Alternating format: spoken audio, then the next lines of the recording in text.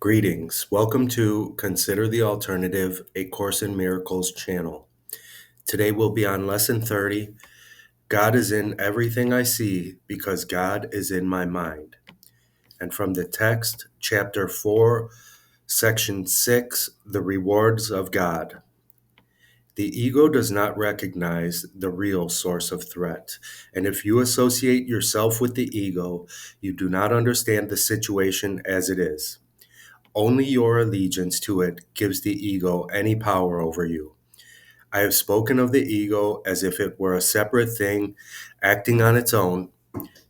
This was necessary to persuade you that you cannot dismiss it lightly and must realize how much of your thinking is ego directed.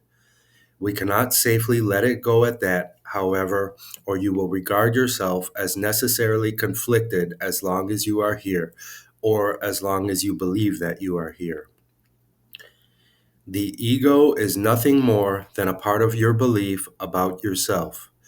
Your other life has continued without interruption and has been and always will be totally unaffected by your attempts to disassociate it.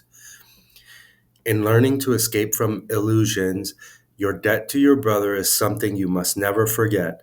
It is the same debt that you owe to me.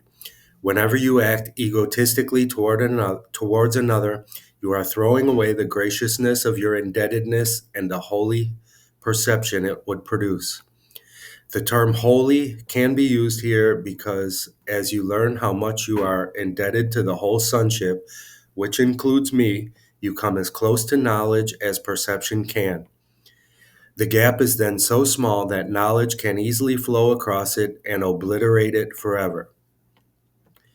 You have very little trust in me as yet, but it will increase as you turn more and more often to me instead of your ego for guidance.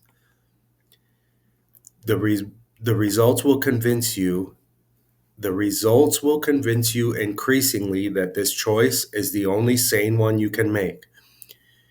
No one who learns from experience that one choice brings peace and joy while another brings chaos and disaster needs additional convincing. Learning through rewards is more effective than learning through pain because pain is an ego illusion and can never induce more than a temporary effect. The rewards of God, however, are immediately recognized as eternal. Since this recognition is made by you and not the ego, the recognition itself establishes that you and your ego cannot be identical. You may believe that you have already accepted this difference, but you are by no means convinced as yet. The fact that you believe you must escape from the ego shows this, but you cannot escape from the ego by humbling it or controlling it or punishing it. The ego and the spirit do not know each other. The separated mind cannot maintain the separation except by dissociating. Having done this, it denies all truly natural impulses, not because the ego is a separate thing, but because you want to believe that you are. The ego is a device for maintaining this belief, but it is still only your decision to use the device that enables it to endure. How can you teach someone the value of something he has deliberately thrown away? He must have thrown it away because he did not value it. You can only show him how miserable he is without it and slowly bring it nearer so he can learn how his misery lessens as he approaches it. This teaches him to associate his misery with its absence and the opposite of misery with its presence. It gradually becomes desirable as he changes his mind about its worth. I am teaching you to associate misery with the ego and joy with the spirit. You have taught yourself the opposite. You are still free to choose, but can you really want the rewards of the ego in the presence of the rewards of God? My trust in you is greater than yours in me at the moment, but it will not always be that way.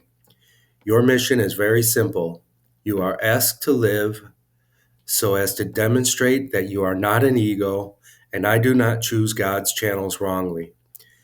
The Holy One shares my trust and accepts my atonement decision because my will is never out of accord with His.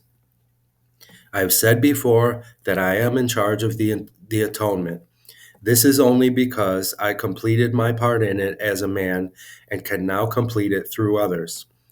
My chosen channels cannot fail because I will lend them my strength as long as theirs is wanting. I will go with you to the Holy One, and through my perception, He can bridge the little gap. Your gratitude to your brother is the only gift I want.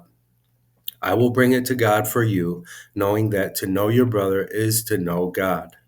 If you are grateful to your brother, you are grateful to God for what He created. Through your gratitude, you come to know your brother, and one moment of real recognition makes everyone your brother because each of them is your father. Love does not conquer all things, but it does set all things right. Because you are the kingdom of God, I can lead you back to your own creations. You do not recognize them now, but what has been dissociated is still there. As you come closer to a brother, you approach me, and as you withdraw from him, I become distant to you. Salvation is a collaborative venture. It cannot be undertaken successfully by those who disengage themselves from the sonship because they are disengaging themselves from me. God will come to you only as you will give him to your brothers. Learn first of them, and you will be ready to hear God. That is because the function of love is one. Chapter 4, Section 6, The Rewards of God. On to Lesson 30. God is in everything I see because God is in my mind.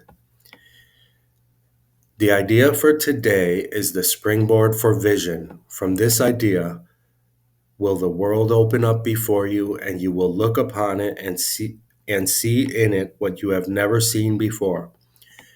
Nor will what you saw before be even faintly visible to you. Today we are trying to use a new kind of projection. We are not attempting to get rid of what we do not like by seeing it outside. Instead, we are trying to see in the world what is in our minds, and what we want to recognize is there. Thus, we are trying to join with what we see rather than keeping it apart from us. That is the fundamental difference between vision and the way you see. Today's idea should be applied as often as possible throughout the day. Whenever you have a moment or so, repeat it to yourself slowly, looking about you and trying to realize that the idea applies to everything you do see now or could see now if it were within the range of your sight. Real vision is not limited to concepts such as near and far. To help you begin to get used to this idea, try to think of the things beyond your present range as well as those you can actually see as you apply today's idea. Real vision is not only unlimited by space and distance, but it does not depend on the body's eyes at all.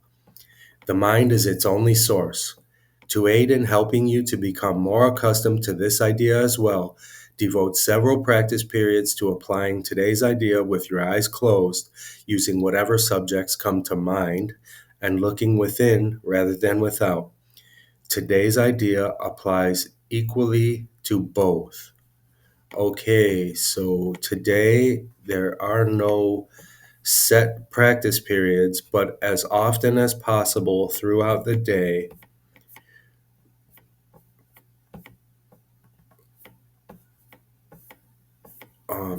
remind yourself that God is in everything you see because God is in your mind. So this is eyes open and eyes closed. This idea applies all the time, eyes open and eyes closed, because God is in my mind. Thank you. I love you. I'll see you tomorrow.